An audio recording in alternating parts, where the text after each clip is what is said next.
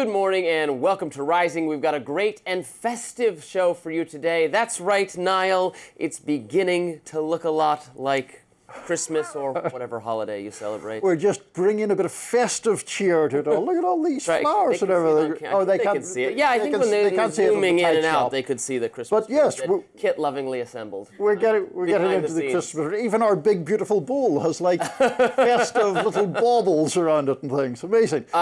You did Rising on Friday with our friend Drew. I did. Heard, because they were not able to awaken me. They were not. Poor Amber fell ill overnight. And I don't know, had you been out carousing again? Yes, I told Louis he would have to come to my apartment and bang down my door if he would like me to wake up at a rising time on a non-rising day. I do understand that, yes. And Drew did very well. Coming up on Rising, Congresswoman Marjorie Taylor Greene detailed to CBS's 60 Minutes how President Trump was furious with her over her support for releasing the Epstein files.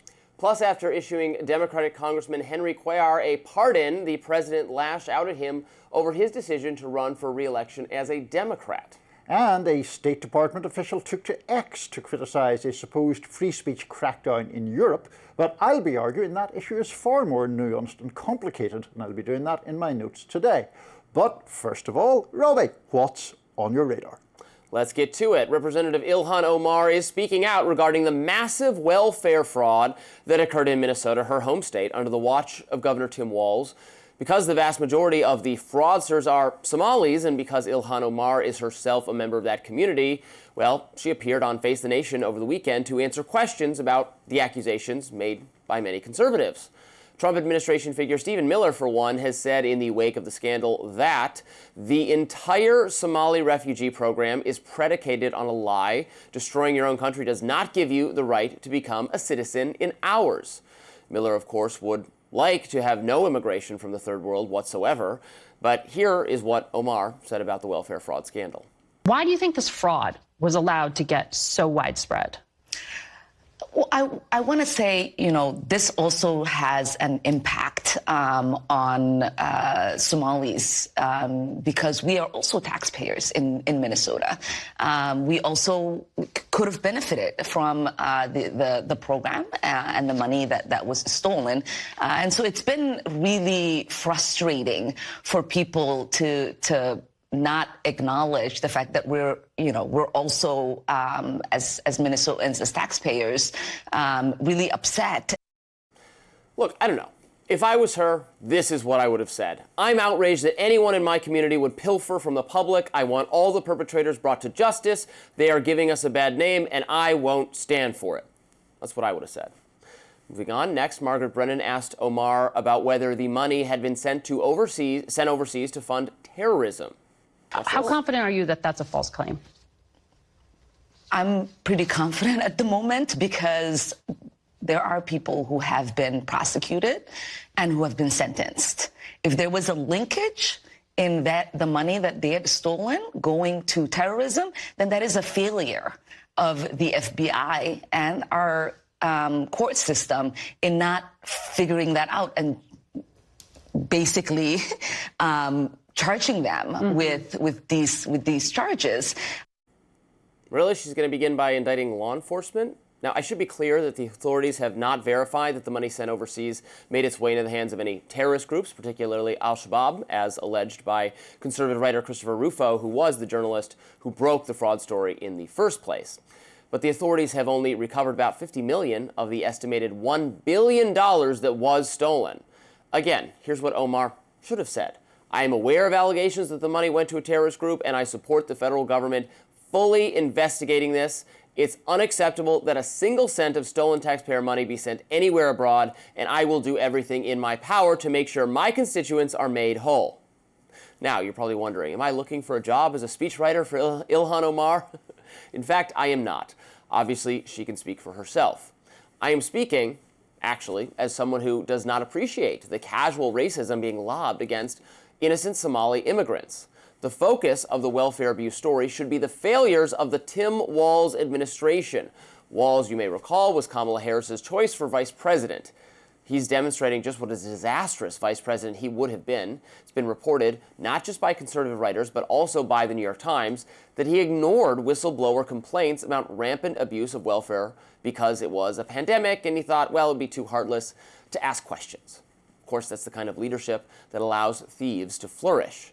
Now he's facing a total collapse in confidence of his governance, even as he seeks a third gubernatorial term. If Republicans remain focused on what a bad job he's doing, maybe they could even dethrone Walz. Or maybe this will just be part of their case come midterms or the next presidential election, that the Democratic Party is not fit to actually govern, that they're weak on fraud, that they can't be trusted with public funds. If this becomes just about racism against Somalis or accusing all foreigners of being bad people, this is quickly going to become a losing issue for the right. Yes, I know it's very popular for some reason on social media to routinely disparage all immigrants from the third world as some kind of drain on our country. Look, I won't even bother trying to convince people who harbor those actually racist views against Somalis that they're in the wrong, because it will likely be a fruitless exercise. But conservative pundits who actually have an interest in retaining power and winning elections should stick to criticism of what I described, Democratic governance, Tim Walz, not stigmatizing all immigrants. Even if Ilhan Omar's very basic inability to react to this scandal with anything approaching a savvy PR response makes it very, very tempting to go in the wrong direction, please don't do that. Interesting stuff, Robby. As you would expect, there's parts of it that I agree with, and parts of it I don't. My invective against racism, I suspect you agree with. I do strongly agree with that. I was going to interject when you said that you're not planning to be Ilhan Omar's speechwriter. That would be a job to which I would be much more suited, I think. I think so. No squad member left behind. I think so. On here. Look, as far as the fraud's concerned, that fraud is wrong. It is serious. There's one woman who apparently is planning to plead guilty who herself defrauded around $14 million. That's wrong in itself. It's a problem for the welfare system in Minnesota, and there are certainly political questions to be asked of Tim Walz. Kidding aside, I do appreciate you calling out the racism that has been directed at the Somali community and the attempt by some to kind of collectivize guilt in that respect. What I would say is it's not only a matter of people in the sort of nether worlds of social media. President Trump is referring to Somalis as garbage. That is a racist attempt to blanket a term across an entire group of people. There are others in the conservative movement, including people who hold elected office, doing the same thing. Briefly on the point that you first raised about how Omar answered those questions, and the first one, which was talking about Somalis being victims. To my mind, what she was trying to do there, I think fairly enough, was to get away from this perception that there are regular Minnesotan folks here and Somali folks here, and these people are, as a group, defrauding these people. And so she was talking about the fact that there are obviously lots of members of the Somali community who could have benefited and did benefit legitimately from those programs, who are now, firstly under an unwarranted cloud of suspicion, but also deprived of the benefits of money that for those people to whom it could genuinely have helped. Right.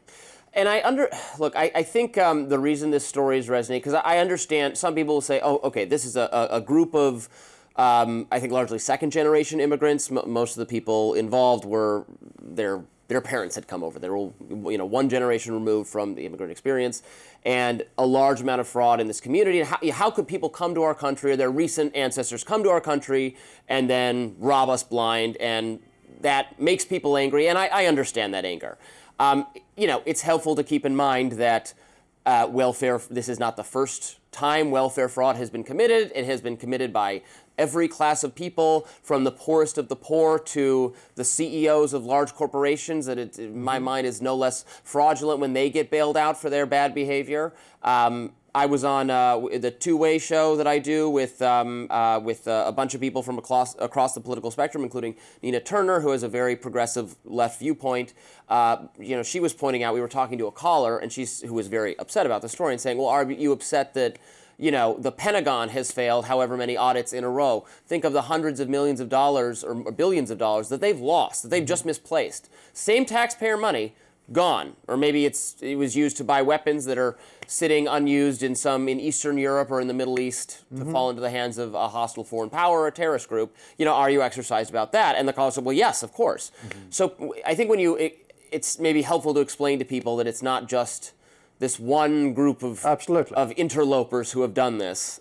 It's unfortunately far too common, and we have far too few elected officials who are paying close enough attention to it. Absolutely. And just before we wrap, I do want to defend Omar in a separate clip from the ones we played that's causing a lot of controversy, where she compared Stephen Miller's rhetoric to the dehumanization of practiced by the Nazis. I think that a lot of the rhetoric used in that respect is very redolent of that othering of people and suggesting that society's been hollowed out from within. You note that I didn't select that clip to play criticize. I did. For that reason. Exactly. And I thought, to your credit. Up next, President Trump is lashing out at a Democratic Congressman, Henry Cuellar, after pardoning him. We'll be right back. After pardoning Texas Democrat Henry Cuellar last week, Trump is now expressing anger and frustration over Cuellar's decision to run for re-election. You may remember that Cuellar was facing charges of taking more than $600,000 in foreign bribes when Trump pardoned him. That same day, Cuellar announced he would be seeking a re-election to the House, which prompted this explosive post from Trump on Truth Social over the weekend. Trump wrote in part, "Can you imagine the Democrats under crooked Joe Biden's administration, who always use extreme force and jail time to destroy their political opponent, wanted to put Congressman Henry Cuellar and his wife, Imelda, in prison for 15 years, which I predicted these radical left lunatics would do, and it was all very unfair what they were doing to him and his family, so much so that his daughters wrote me a beautiful letter about their parents. After reading it, I decided in the interest of justice and based on the daughters' loving request that I would give Henry Cuellar and Imelda a full and complete pardon. God was very happy with me that day. Then it happened. Only a short time after signing the pardon, Congressman Henry Cuellar announced he will be running for Congress again in the great state of Texas as a Democrat, continuing to work with the same radical left scum that just weeks before wanted him and his wife to spend the rest of their lives in prison and probably still do. Such a lack of loyalty, something Texas voters and Henry's daughters will not like. Oh well, next time, no more Mr. Nice Guy. Cuellar, for his part, said the pardon came as a surprise and thanked President Trump. But on Wednesday, he insisted, quote, "Nothing has changed. I'm a good old conservative Democrat." In response to Trump's Truth Social post, Brian Krasenstein posted to X in part, quote, "Trump just showed his hand. Trump just completely lost it because of his lack of loyalty. He just admitted that he pardoned people for loyalty."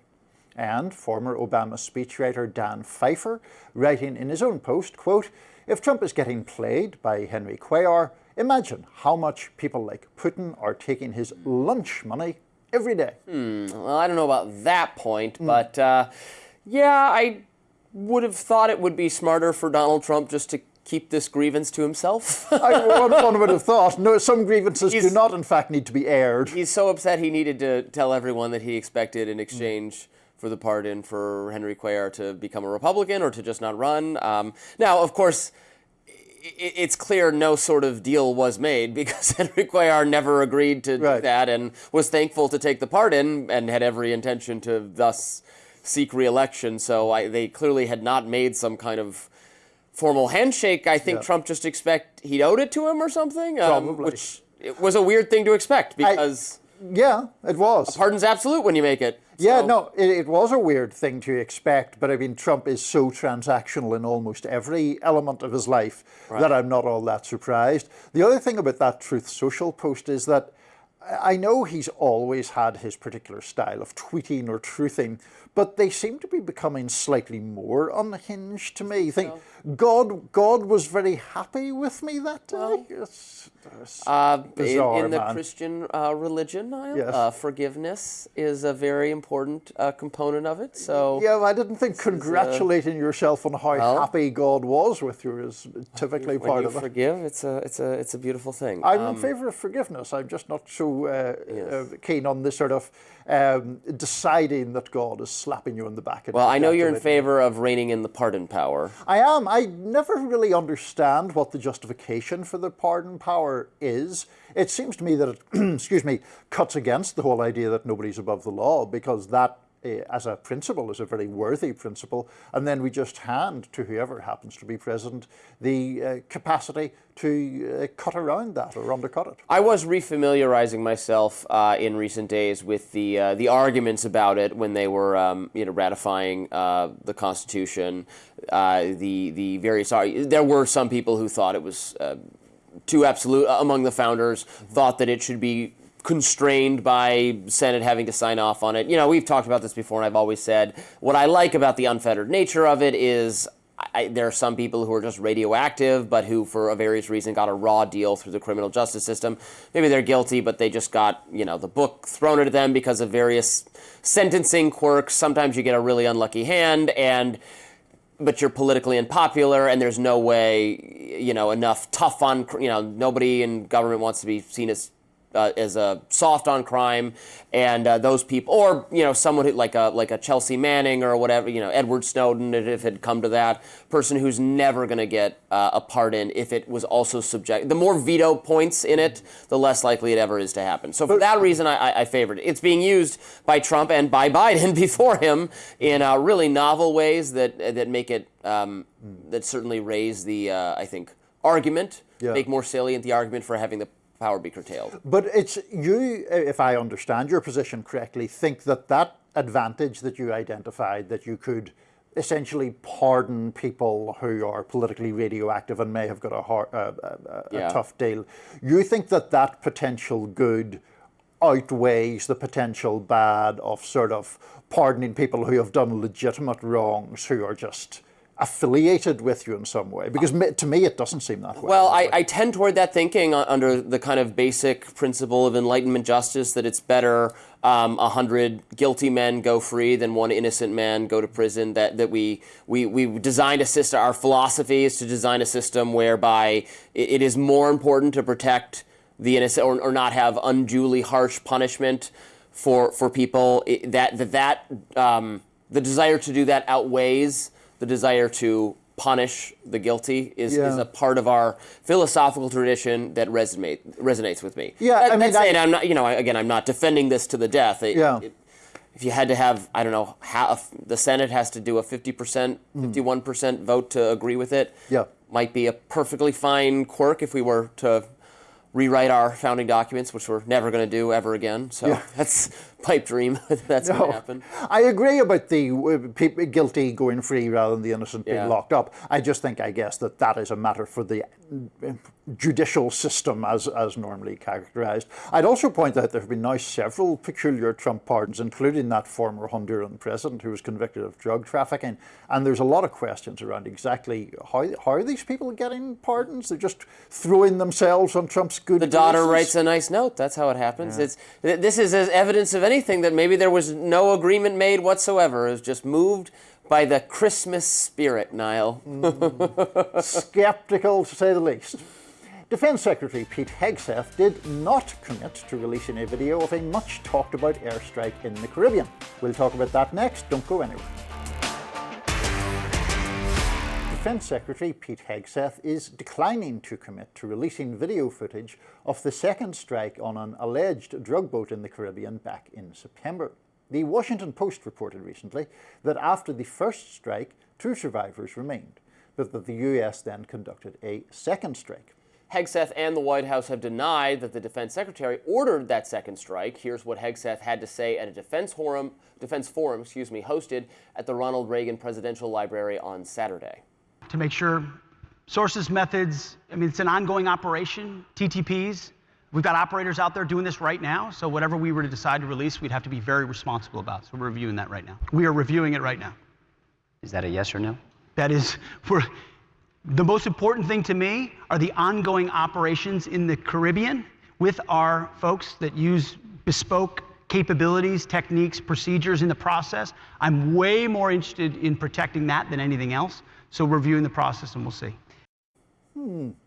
Hegseth also criticised the Washington Post over their reporting. Let's listen. Is anybody here from the Washington Post? I don't know where you get your sources, but they suck. Of course not. Anybody that's been in the Situation Room or they've been in the war room there, the Secretary's office, no, you don't walk in and say, kill him. It's just patently ridiculous. Last week, President Trump supported releasing the video. He told reporters, quote, "I don't know what they have, but whatever they have, we'll certainly release, no problem. Every boat we knock out, we save 25,000 American lives. If you look at our numbers, the drugs coming out through sea are down 91%. Well, certainly we would like to get more information about how that decision was reached. I'm a little, while I am critical overall of the strikes being carried out, that is because of my conviction that they're being carried out without Congress having properly authorized this or given a use of force justification or declared war on the cartels. I don't accept that the president can simply declare what he says are narco-traffickers as terrorists and then kill them. It's being, if it's a law enforcement matter, then they certainly can't just shoot everybody and ask questions later. If they're authorized as part of a military operation against a legitimate, something Congress has ascertained, then if the mission was to destroy the boat and it wasn't destroyed, I think it can be defended to launch a second strike, as was characteristic of Obama's drone strikes and all that as well. So to me, it really speaks to whether it was proper for them to try to destroy the boat in the first place. But the second strike is getting all this attention here. Yeah, the second strike, I think, is getting so much attention because of this significant reporting that there were two defenseless people clinging to wreckage, and we just blew them up. And that does appear to be a crime to me. Now, there is a broader argument to be made about whether the strikes themselves are legal or illegal, or certainly whether they're ethical or not. I think they're not. I'm just not a fan of handing over to the government power to declare people guilty and then blow them up or kill them on that basis alone. Now, just in relation to the Hegseth then went on to talk about narco-terrorists and all of that. Something that is getting lost in this debate is the vast majority of fentanyl that gets imported into the United States is made in Mexico from ingredients imported from China. Venezuela is not a major origin for fentanyl. Of cocaine, yes, fentanyl, no. Right, and then in the cocaine case, then we have the curiosity of the Honduran former president, who we just mentioned, being pardoned by Trump for allegedly being involved or facilitating 400 tons of cocaine coming in. This is the problem with the argument that they're, once they pose no danger, you're in, rules of war. Once the threat poses no danger, you're not supposed to then just kill them. But of course, the way we're attacking this boat, the people on the boat pose no danger in the first place. Yeah. So then it would be. I mean, this is a novel development in warfare and how we conduct warfare now that raises new moral issues. Anyway, I would like to have our members of Congress clearly more involved and perusing, and then the public and the journalists to peruse whatever information they have. I know they're vigorously contesting the Washington Post's contention that it was specifically said that they want no survivors under any circumstances. They're saying that it was just, the order was to destroy the boat, and they didn't think it was destroyed yet. Right, and I do think, to be fair to Hegseth, that issue of the Washington Post is an important one, that the Admiral pushed back pretty strongly against that. But I just find the designation of these so-called drug cartels as terrorist organizations absurd. Struggling with as well. Indeed. Up next, a State Department official released a video on X criticising Europe for its alleged censorship. But are her concerns overblown or even outright baseless? I'll discuss that, and Robby will disagree in my notes. Stick around. Welcome back to Rising. Niall, what is in your notes today? One that I think you're going to disagree with, Robby. There's a political conflict that we maybe don't talk enough about. It's the growing, simmering tension between the United States and Europe. One of the biggest ingredients driving this growing schism is MAGA's attacks on Europe on cultural grounds. Trump and his allies often draw a picture of European nations that is unrecognisable to those of us with some first-hand knowledge of these places. I see this myself often. People regularly pop up in the online world telling me about how Ireland or Britain are being taken over by foreign hordes, usually Muslim, or have become a police state or some other kind of nightmare hellscape. I roll my eyes at that every time. Please visit Dublin or London. They're great cities, and they bear no resemblance to Elon Musk's dystopian fever dreams. Anyways, debates over free speech are also a big part of the issue. Europeans do believe in free speech, but broadly speaking, they tend to exclude incitement to violence, egregious bigotry, or outright defamation from that category. Americans tend to do less of that. That's a difference of opinion and outlook. It's not the end of civilization. On Saturday, a Trump administration official in the State Department, Sarah Rogers, made a video which she posted to X, dramatically announcing she was able to make it because she was, quote, travelling on a diplomatic passport. And in it, she cited examples of the supposed horrors of European censorship. When I checked early this morning, this tweet had more than 6 million views. And guess what? Every one of the examples Rogers gave, every one, was at a minimum more complicated than she made it out to be. Let's take a look. As I tweeted a few moments ago, a German woman notoriously received a harsher jail sentence than a convicted rapist after the woman called the rapist, quote, a disgraceful pig. A report on this case from the right-of-centre Daily Telegraph in Britain, no less, includes a vital paragraph buried very deep down within it. The woman in question, it noted, quote, was sentenced to a weekend in jail after her comments because she had a previous conviction for theft and had not attended the court hearing for the case. By the way, I personally would not defend the lenient sentences in the rape case that was mentioned there, but they were issued largely because the perpetrators were, legally speaking, juveniles. Next. Similarly, a British woman was dragged out of her bath by 11 police officers after she referred in a private text message to a man who allegedly violently assaulted her as, quote, This is the Elizabeth Kinney case in Britain. It's much murkier than Rogers makes it appear. Another right-leaning British newspaper, The Sun, notes deep in its story, quote, none of the messages or context were fully read out in court.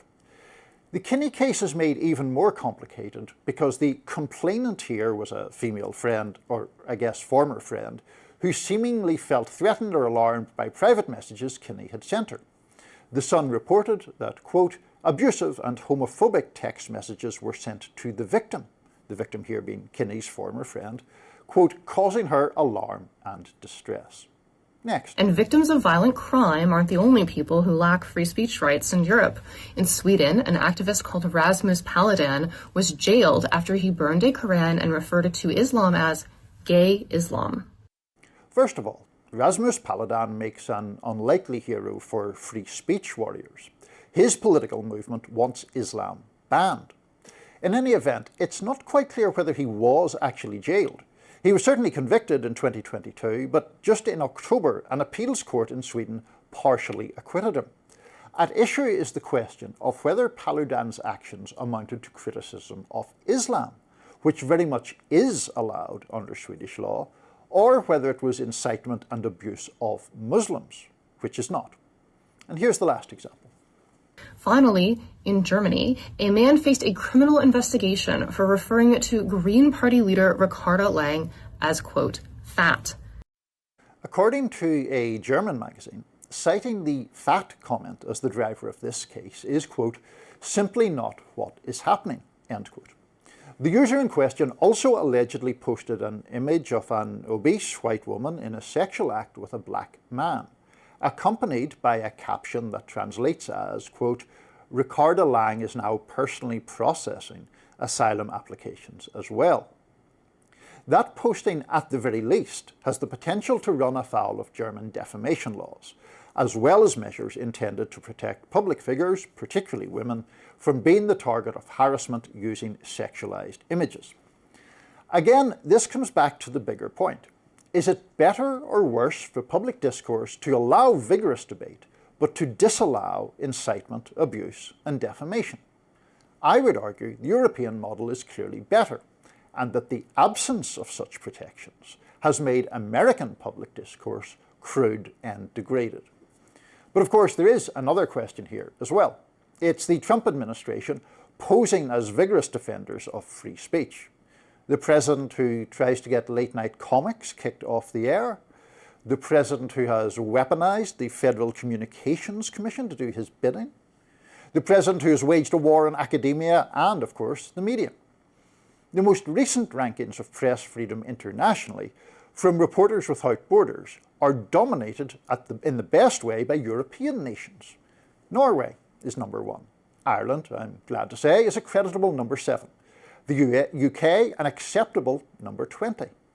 And the United States, number 57, nestled between Sierra Leone and Gambia.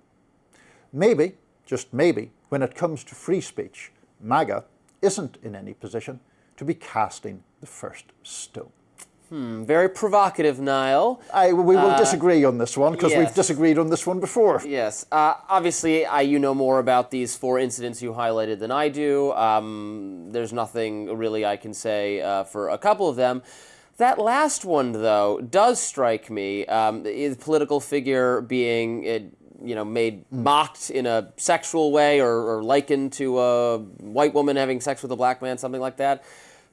Crude, coarse, but seems to me something that absolutely ought to be permitted as a kind of political satire. And how is that different in characteristic? You criticize, and I do as well, Trump inveighing against late-night comics, but one of the staples of Stephen Colbert, for example, has been to associate Trump and Putin like they're having sex or something, like it's a gay sex thing. Trump's sexuality, his physicality, his persona is mocked in crude and coarse and graphic terms by our progressive media, and it is celebrated, as it should be, as a cherished First Amendment right. So I don't know what is different, and this seems to me exactly that kind of thing, exactly the kind of attacks Trump has faced, and not just Trump, as you know, of our political figures stretching back and back through time. Well, for a start, I have never liked that propensity to mock the Trump-Putin relationship in sexual terms. I don't like it, but I would defend it, to the death on First Amendment terms. I mean, I think that the difference is that in the German case, the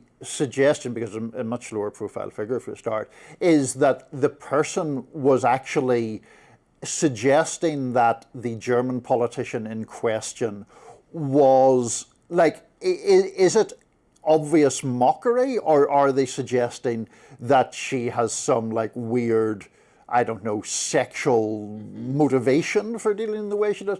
There is also, of course, the increasing issue of the use of deep fakes and AI and all of that to create images that are plausible but false, plausible but faked. And I think that obviously female politicians are targeted with that more so than male politicians. Well, we have, defamation and libel too. Our standards are, it's harder to prove under the U.S. standard, but I would not, maybe in the most, free speech kind of philosophical thinking, I might actually be theoretically in favor of getting rid of that, but we do have that. So if you manipulate an image and genuinely, misrepresent something as happening that didn't happen, that is what defamation was literally designed to prevent, accusing someone of having like a venereal disease or something falsely and then impacting their reputation, and then they would suffer job loss. That is the textbook thing that this category of law is designed to protect. So we should have that, and we might have to update those laws as new technology develops. I know, we had one thing in the U.S. in California to target deep fakes that got struck down on First Amendment grounds. You might be able to craft something that, copyright, when pirating music became a thing, then copyright law got updated. You can't do that. That's illegal. So something like that could apply to the circumstances. I'm open to hearing it. But when political figures, let me say this, when political figures start to use the quantity of harassment they're getting as some kind of, as an excuse to do, censorship, I think, of mockery is something I'd be more worried about. That. You got to have thick skin to be in the business of doing politics. I'm less sympathetic to those cases than a case of a truly, ordinary citizen, not a political figure, facing waves of online harassment. Maybe there should be something done differently. But the political figures, you got to get down in the muck if you're going to purport to govern, is what I would say. I shall give you the last word on that, Robby. Thank you very much, Niall. Next up, Congresswoman Marjorie Taylor Greene recounted how President Trump was angry with her over her support for releasing the Epstein files. Stay with us. Marjorie Taylor Greene is sitting down with 60 Minutes for her first interview following her surprise resignation announcement last month. Greene had become a not infrequent critic of President Trump and his administration over recent months, splitting with her party on Obamacare during the government shutdown and signing the discharge petition to force the DOJ to turn over the Epstein files. That's the move that she says cemented the rift between her and the president. Take a listen.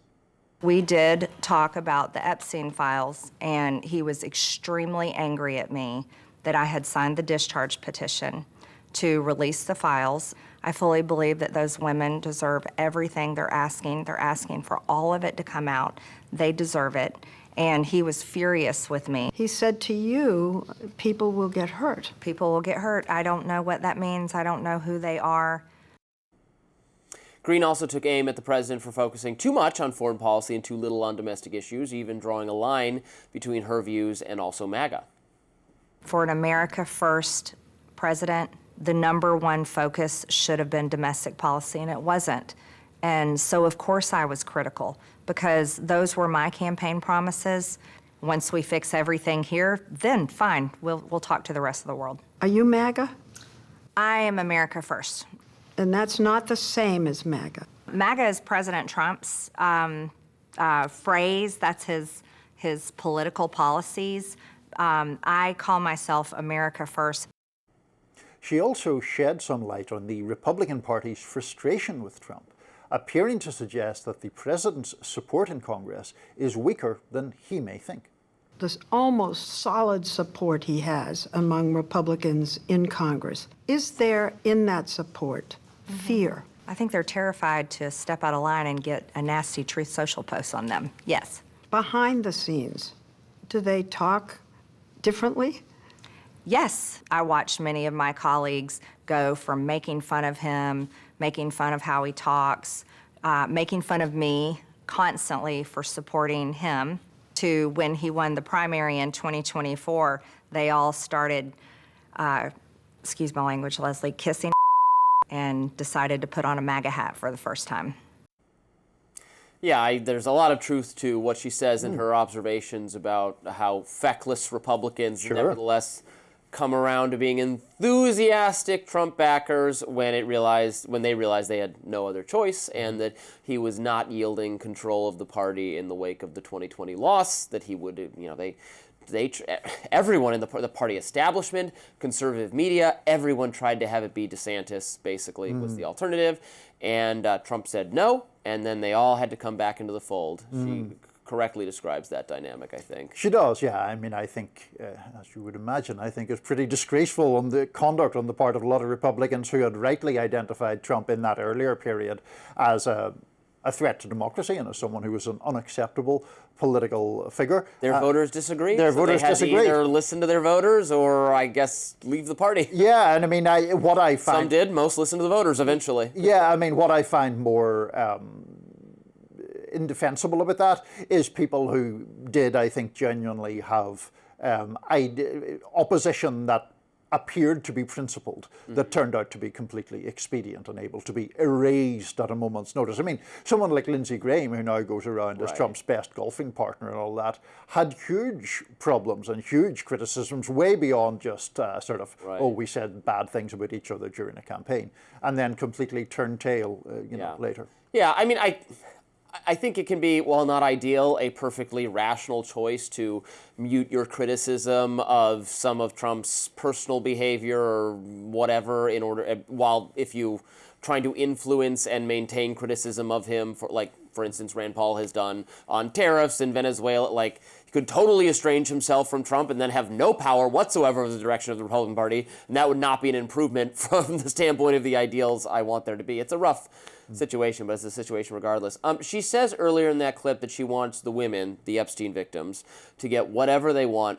I did speak last week to Michael Tracy. I interviewed him just personally at great length about the Epstein stuff, and he said that it is a myth that in many of the cases, the victims are actually not bound by non-disclosure agreements, those victims who reach settlements with people that they say abuse them, and that in many cases they could simply say, we wouldn't even need to have mass ego say, although they could do that, say the name, say the information they have, they are fully capable of releasing themselves without actually even getting Trump or Congress to do it, which I found interesting, and I didn't. That was his perspective, and he knows a lot more about this than I do, but that's what he said. I would. I mean, I'm not expert in who signed what among the many Epstein victims. I guess my rebuttal to that, though, would be, why should it be on the individual victims to say the thing? If an individual who's named and public comes forward, then they presumably face any repercussions from that. Whereas if it is released through the official and sort of impersonalized channels of the Department of Justice, then that becomes a different thing, and the targeting of individuals becomes at least a lesser risk. Well, and the answer to that is, even as the New York Times conceded, they wrote something last week saying, well, here are our concerns about releasing the Epstein files, is that it is unusual to release just an investigative file that might contain erroneous information or information that wrongly implicates someone. Now, this is an unusual circumstance where there is extremes levels of public interest in this. So this should be a case where it does get released to satisfy the legitimate public need to know what exactly transpired, but that is atypical. Usually they wouldn't just basically turn over the notes from their investigation. They could have dead ends, things that went nowhere, things that hunches or suspicions they had that didn't pan out. And people making wild allegations in interviews and things that may not in fact be true, right? Yeah, I mean, all of that is true. I do think, though, that the Epstein matter is just so unusual, not only because of Trump's apparent hesitation to release the files, but also just because of Epstein himself. I mean, you have a man who is was friends at one point with Donald Trump, was friends at one point with Bill Clinton, with Bill Gates, on and on and on. And never seemed really, while alive, to suffer the rightful consequences of his abuses. There's obvious and understandable public suspicion of that, and that has to be dealt with in some way. Meanwhile, Sydney Sweeney is speaking out about her American Eagle jeans ad that aired over the summer. Don't go anywhere, we'll be back with that. Sydney Sweeney is responding to the response surrounding her hotly debated American Eagle denim ad. As you may remember, the ad featured the slogan, "Sydney Sweeney has great jeans." Let's rewatch a bit of that. I'm not here to tell you to buy American Eagle jeans. And I definitely won't say that they're the most comfortable jeans I've ever worn. But if you said that you want to buy the jeans, I'm not going to stop you. But just so we're clear, this is not me telling you to buy American Eagle jeans. Sydney Sweeney has very jeans. You see what I did there, right? We know viewers are suffering as much as we are, having had to watch that again. In an exclusive interview with People, Sweeney said, "I was honestly surprised by the reaction. I did it because I love the jeans and love the brand. I don't support the views some people chose to connect to the campaign. Many have assigned motives and labels to me that just aren't true." Sweeney added, "Anyone who knows me knows I'm trying always to bring people together. I'm against hate and divisiveness. In the past, my stance has been to never respond to negative or positive press, but recently I have come to realize that my silence regarding this issue had only widened the divide, not closed it." American Eagle has publicly responded in the past, reaffirming that the message from the ad was simply meant to highlight confidence and self-expression. The campaign, they say, was only ever, quote, about the jeans. I think she needn't have said anything, really. Didn't say much here, just said that it was just a jeans commercial and didn't mean anything. If you're reading into any of the deeper meanings, none of that was intended, which is basically what she had said by saying nothing, I would argue. So, good. I think the controversy was genuinely insane, and people were just really projecting because they don't. It's like, because she has not explicitly identified herself with progressivism or anti-Trumpism or something, it's like if you don't do that affirmatively, you are just assumed to be, I guess, on the Trump side. I know she has some family members who are clearly conservative, and maybe she is conservative, but she's not forcing her politics on anyone or doing anything of any harm to anyone, and leave her alone. That's what I say. Well, I'm all for leaving her alone. I think that I have not followed every single twist in Sydney Sweeney Gate, but I do think that those comments that we read out are